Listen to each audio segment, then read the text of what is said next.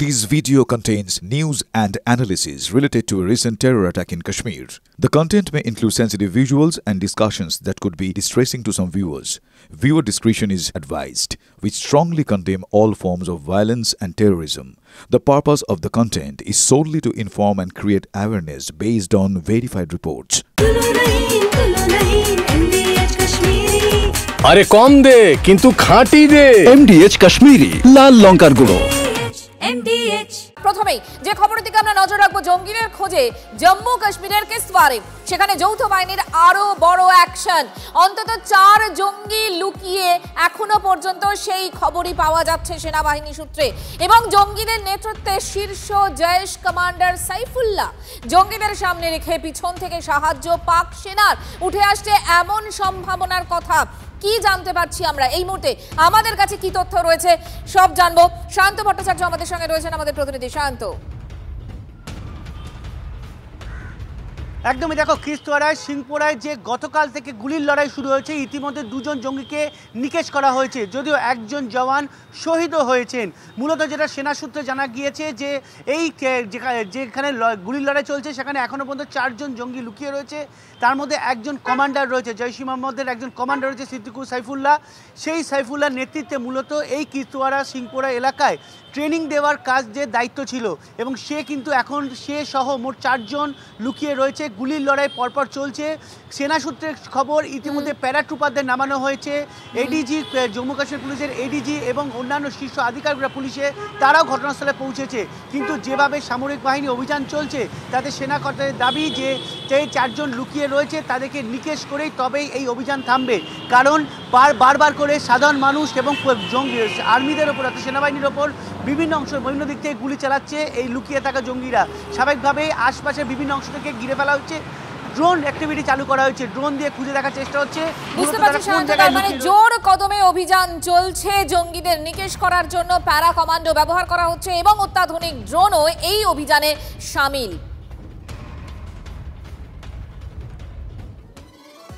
আর উপত্যকার দিকে তো আমাদেরকে নজর রাখতেই হবে, কেননা উপত্যকা জুড়ে সেখানে লাগাতার সেনাবাহিনীর যে তল্লাশি অভিযান, সেই তল্লাশি অভিযান চলছে। পুলওয়ামাতে সেখানে এখনো পর্যন্ত যেমনটা জানা যাচ্ছে জঙ্গিদের খোঁজে তল্লাশি চলছে। ত্রালের জঙ্গলে লুকিয়ে রয়েছে পাক জঙ্গিরা। খবর পেয়ে এলাকা ঘিরে ফেলে সেনারা এবং সিল করে দেওয়া হয়েছে গোটা এলাকা। আরো একবার জানাই আপনাদেরকে, পুলওয়ামায় ফের জঙ্গিদের খোঁজে তল্লাশি। আমাদের সঙ্গে সরাসরি রয়েছেন আমাদের প্রতিনিধি শান্ত রয়েছেন, আমি শান্তর কাছে চলে যাবো। শান্ত, আমরা দেখতে পাচ্ছি লাগাতার কিন্তু সেনাবাহিনীর পক্ষ থেকে এই যে জঙ্গিদের কোণঠাসা করে দেওয়ার একটা চেষ্টা, সেটা কিন্তু লাগাতার চালানো হচ্ছে। একদমই দেখো, জঙ্গিদের মূলত কোমর ভেঙে দেওয়ার চেষ্টা করছে ভারতীয় সেনাবাহিনী। অপারেশন সিঁদুরে জঙ্গি ঘাঁটি ভেঙে দিয়ে এমনিতে তাদের কোমর অনেকটাই ভেঙে দিয়েছে। কিন্তু তারপরেও জঙ্গিরা যে এখনও পুরোপুরি নিকেশ হয়নি বা পুরোপুরি তাদের ঘাঁটি উপরে ফেলা সম্ভব হয়নি, সেটা এই বারবার করে জঙ্গি হানায় এবং জঙ্গিদের কার্যকলাপ বৃদ্ধিতে বোঝা যাচ্ছে। এই অবস্থায় দাঁড়িয়ে ভারতীয় সেনাবাহিনী কিন্তু পুলওয়ামা, ত্রাল, সোফিয়ান সহ বিভিন্ন অংশ ঘিরে ফেলেছে, ড্রোন চালু করেছে এবং মূলত দেখা যাচ্ছে যে বিভিন্ন জনবসতি এলাকাকে টার্গেট করছে এই জঙ্গিরা, সেখানেই তারা লুকিয়ে থাকছে। যে কারণে সামরিক বাহিনীর গুলি চালাতে গিয়েও কিছুটা সমস্যার মুখে পড়তে হচ্ছে, যাতে কোনো সাধারণ মানুষ হতাহত না হয়। এই অবস্থায় দাঁড়িয়ে ড্রোন দিয়ে তারা মূলত দেখার চেষ্টা করছে কোন অংশে লুকিয়ে রয়েছে। এমনকি সামরিক বাহিনী শুধু সামনে থেকে যে তারা গুলি লড়াই করছে তা কিন্তু নয়, বিভিন্ন যে হাইটেনের অংশ আছে সেখানেও সামরিক বাহিনী এখন অভিযান চালাচ্ছে। তারা বিভিন্ন দিক থেকে এই পুলওয়ামা, ত্রাল, সোফিয়ান সহ বিভিন্ন অংশে যেখানে জঙ্গিরা এখন লুকিয়ে রয়েছে সেই জায়গাটিকে ঘিরে ফেলেছে। একই সঙ্গে প্যারাট্রুপার অর্থাৎ প্যারা কমান্ডোরাও নেমেছে। বিভিন্ন অংশে কিন্তু সামরিক বাহিনী নিজেদের অ্যাক্টিভিটি বাড়িয়েছে। আশা করা হচ্ছে, আর তার সামরিক বাহিনী যেটা জানিয়েছে, আশা করা হচ্ছে আজ সন্ধ্যার মধ্যে সবকটি জঙ্গিকে নিকেশ করা সম্ভবপর হবে। একেবারে ধন্যবাদ, আমাদের সঙ্গে সরাসরি ছিলেন আমাদের প্রতিনিধি শান্ত, ধন্যবাদ তোমাকে। এবং বারবার আমরা দেখেছিলাম যে দেশের প্রধানমন্ত্রী নরেন্দ্র মোদী তিনি কিন্তু একটা বিষয় বারবার বলেছেন, সন্ত্রাসের ক্ষেত্রে একেবারে জিরো টলারেন্স নীতি এটা অবলম্বন করা হবে। বারবার তিনি এই বার্তা দিয়েছেন। একবার শোনাই আপনাদের তিনি ঠিক কি বলেছিলেন, শুনো। आतंकवाद हो या अशांति फैलाने वाले माओवादी, हमारी सरकार जीरो टॉलरेंस की नीति पर चलती है।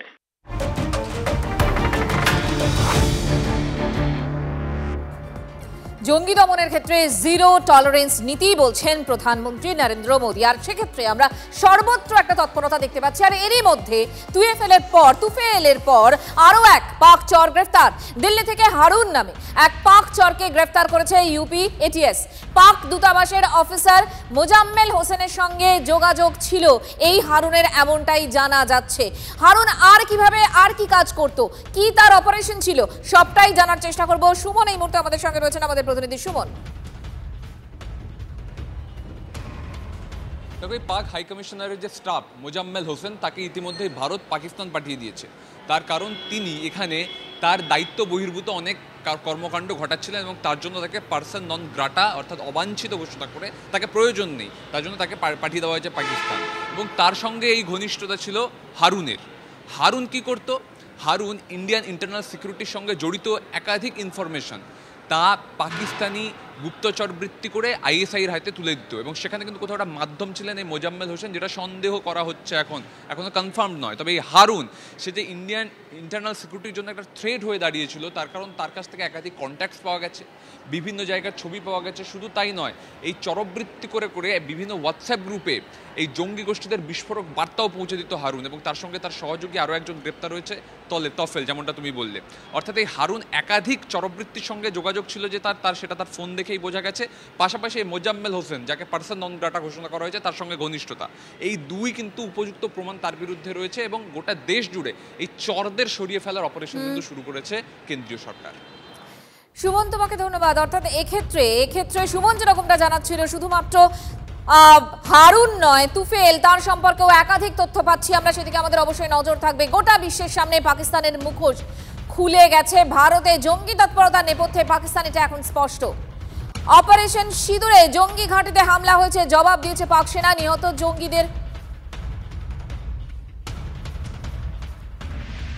জঙ্গিদের শেষকৃত্যে যোগ দিয়েছে পাক সেনা আধিকারিকরা। এতদিন পাকিস্তান অস্বীকার করলেও এখনো আর কারো সন্দেহ নেই, মন্তব্য কেন্দ্রীয় স্বরাষ্ট্রমন্ত্রী অমিত শাহ।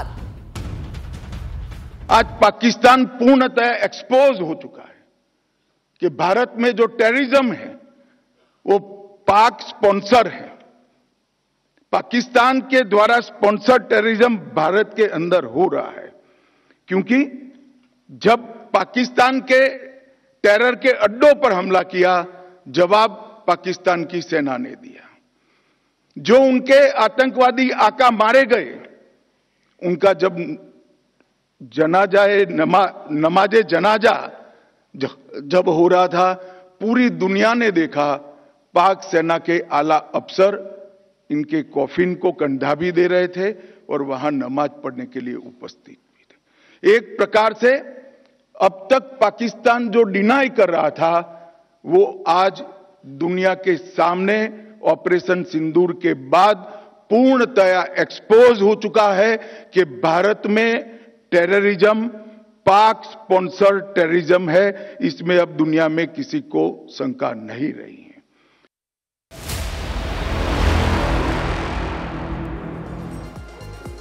আর এবারে আমরা চলুন একবার নজর রাখি রিশরার দিকে। রিশরাতে এই মুহূর্তে তো সেখানে সাজো রব একটা উৎসব বলা যেতেই পারে। কেন হবে না বলুন তো? কেননা এতদিন পর ঘরের ছেলে ঘরে ফিরছে, আর ঘরের ছেলে ঘরে ফেরার আনন্দে এই মুহূর্তে মাতোয়ারা রয়েছেন পুরো পরিবারের সদস্যরা। রিশরাতে সেখানে বিএসএফ এর জওয়ান পূর্ণাম সাউ, তিনি ফিরছেন, অপেক্ষায় রয়েছেন পরিবারের সদস্যরা। তার স্ত্রী কি বলছেন একবার শোনাই আপনাদের। ये सही मायने में देखा जाए तो बहुत ही अच्छा लग रहा है।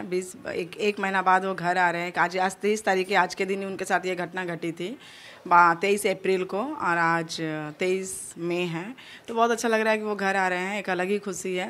সত্যি মানে দেখতে যায় আজকে আমাদের দীপাবলি, মানে রাম আসছেন, আমার জন্য তো রামই আসছেন। সত্যি খুবই ভালো লাগছে। আর দেখি কি করা যায়, এখন তো অ্যারেঞ্জমেন্ট চলছে সব, এখন একটু সারপ্রাইজ আছে ওনার জন্য, সেই জন্য বিকালে আপনারা জানতে পারবেন। সরাসরি চলে যাবো, আমাদের সঙ্গে রয়েছেন আমাদের প্রতিনিধি সুজয় রয়েছেন। সুজয়, এই মুহূর্তে পরিবারের যারা সদস্যরা রয়েছেন তারা কি বলছেন? দেখো, শুধু পরিবার নয়, গোটা রিশরা আজকে আনন্দ মারতে প্রস্তুত। তার কারণ বিকেলের আর কিছু সময় পরেই পূর্ণাম সাউয়ের বাড়িতে আসার কথা, এবং বাড়িতে আসার সঙ্গে সঙ্গেই তার জন্য একটা বিজয় শোভাযাত্রা বেরোবে, অর্থাৎ একটা স্থানীয় মানুষজন তাকে নিয়ে আনন্দ উল্লাসে মাতবে, এবং তারপর বাড়িতে প্রবেশ করার পর তার জন্য কেক কাটা হবে, কেক কেটে বাড়িতে প্রবেশ করার পর তার জন্য থাকছে রাতের বিশেষ ব্যঞ্জন, রাতের বিশেষ খাওয়া, যে খাবার পছন্দ করে পূর্ণম। তাতে কি থাকছে? তাতে থাকতে লুচি, দুরকম সবজি অর্থাৎ দুরকম তরকারি সে তার পছন্দের, এবং একই সঙ্গে মিষ্টি দই খেতে খুব ভালোবাসে পূর্ণম। সেজন্য এই এলাকার সবথেকে ভালো দোকান থেকে মিষ্টি দই আনা হয়েছে। এবং তার পরবর্তীতে আগামীকালের যেটা সম্পর্কে জানা যাচ্ছে, আগামীকাল বা পরশু তারা বিভিন্ন মন্দিরে যাবেন, পুজো দেবেন। তার কারণ ছেলে বা এই পূর্ণম যে পরিস্থিতিতে ছিল সেখান থেকে যাতে নিরাপদে বাড়িতে ফিরতে পারে, সেই জন্য ভগবানের কাছে, ঠাকুরের কাছে প্রার্থনা করেছিল বাড়ির প্রত্যেকে। তার স্ত্রী, তার মা, তার বৌদি, তার দাদা, তারা কিন্তু ঠাকুরের কাছে প্রার্থনা করেছিল। সেই কারণে সেই ঠাকুর তাদের মনোবাসনা পূরণ করেছে। তারা পুজো দিতে যাবেন আগামীকাল থেকে বিভিন্ন মন্দিরে, এবং সেই কারণে আজকে গোটা এলাকায় সাজো সাজো রব, যারা এখানকার পুরসভার যিনি চেয়ারম্যান তার নেতৃত্বে একটি মিছিল হবে, এবং আর যেখানে সাধারণ মানুষ যোগ দেবে কোনো রাজনৈতিক পতাকা ছাড়াই সেই মিছিলের ডাক দেওয়া হচ্ছে। একেবারে বোঝা যাচ্ছে শুধুমাত্র যে পরিবারের সদস্যরা তারা কিন্তু নয়, পুরো এলাকার যারা বাসিন্দারা তারা প্রত্যেকেই উচ্ছ্বসিত। ধন্যবাদ তোমাকে সুজয়।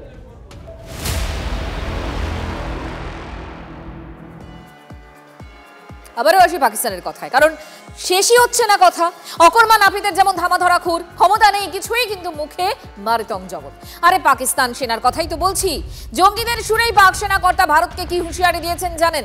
বলছেন ভারত যদি পাকিস্তানের জল আটকে দেয় তাহলে ভারতের নাকি নিঃশ্বাসই বন্ধ করে দেবে পাকিস্তান। সম্প্রতি ভাইরাল হওয়া একটি ভিডিওয়ে একই ভাষাতেই ভারতকে হুঁশিয়ারি দিতে শোনা গিয়েছিল লস্করে তৈবার প্রধান হাফিজ সঈদকে। আর এবার সেই একই কায়দায় হুমকি সেনার মুখপাত্র লেফটেন্যান্ট জেনারেল আহমেদ শরীফ চৌধুরীর। সিন্ধু জলবন্টন চুক্তি নিয়ে ফের ভারতকে হুমকি পাক সেনা মুখপাত্রের।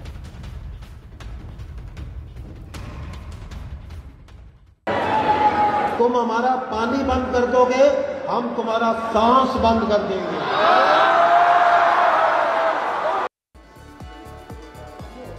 আর এই মুহূর্তে আরো একটি আপডেট আপনাদেরকে জানাই, সামরিক ক্ষেত্রে আরো অনেকটা বেশি শক্তিশালী হয়ে গেল আমাদের দেশ ভারত। আরো শক্তি বাড়ছে নৌবাহিনী। ব্রহ্মস সুপারসনিক ক্রুজ মিসাইলের শক্তি সম্পন্ন আইএনএস হিমগিরি হাতে পাচ্ছে এবারে নৌবাহিনী। 2 মাসের মধ্যে আইএনএস হিমগিরিকে নৌবাহিনীর হাতে তুলে দেবে Garden Reach Shipbuilders and Engineers. এটি একটি উন্নয়ন স্টেলথ ফ্রিগেট যা ভারতের নৌশক্তিকে আরও সুদৃঢ় করবে। উন্নত এয়ার ডিফেন্স, রকেট লঞ্চার সহ সাবমেরিন বিরোধী প্রযুক্তি রয়েছে এই আইএনএস হিমগিরিতে।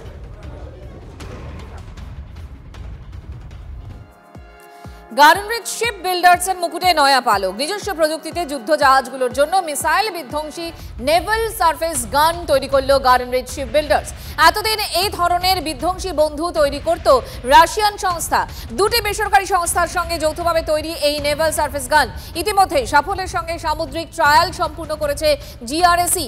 76 মিলিমিটার এবং 100 মিলিমিটার ক্যালিবারের ক্ষমতা সম্পন্ন এই নেভাল সারফেস গান প্রতিটি মিনিটে 200 থেকে 550 রাউন্ড গুলি ছুঁড়তে পারে।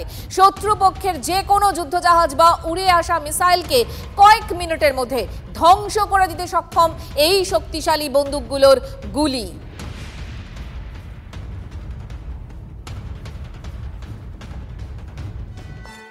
ভারতীয় সেনাবাহিনী তো ছিলই, তার সঙ্গে বিএসএফ। অপারেশন সিঁদুরে গুরুত্বপূর্ণ ভূমিকা নিয়েছিল এই বিএসএফ। পাকিস্তান সংঘর্ষ বিরতি লঙ্ঘন করায় মোক্ষম জবাব দিয়েছিল বিএসএফ। আখনুর সীমান্তে দেখা গেল কিভাবে কড়া প্রহরা দিচ্ছেন বিএসএফ জওয়ানরা। টিভি9 ক্যামেরায় উঠে এলো সেই ছবি। ऑपरेशन सिंदूर में न सिर्फ भारतीय सेना बल्कि बीएसएफ की भी अहम भूमिका रही है। पाकिस्तान की तरफ से अंतर्राष्ट्रीय सीमा पर सीज फायर का उल्लंघन किया गया तो बीएसएफ ने पाकिस्तान को करारा जवाब दिया।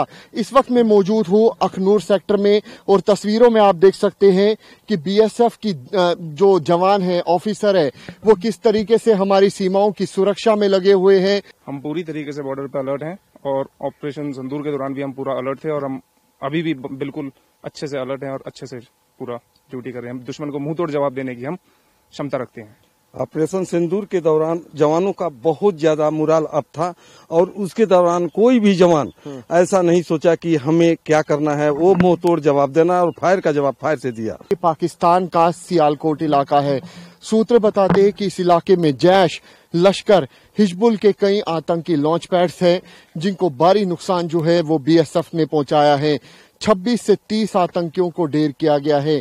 न सिर्फ पाकिस्तानी रेंजर बल्कि पाकिस्तान के रेगुलर जो आर्मी है वो भी इन इलाकों में थी जब बीएसएफ ने इनको करारा जवाब दिया। पाकिस्तान डर गया और उसके बाद सीज फायर की गुहार भारत से करता रहा। लेकिन यही वो देश की आन बान और शान बीएसएफ के जवान हैं जिन्होंने पाकिस्तान को मुंह तोड़ जवाब दिया।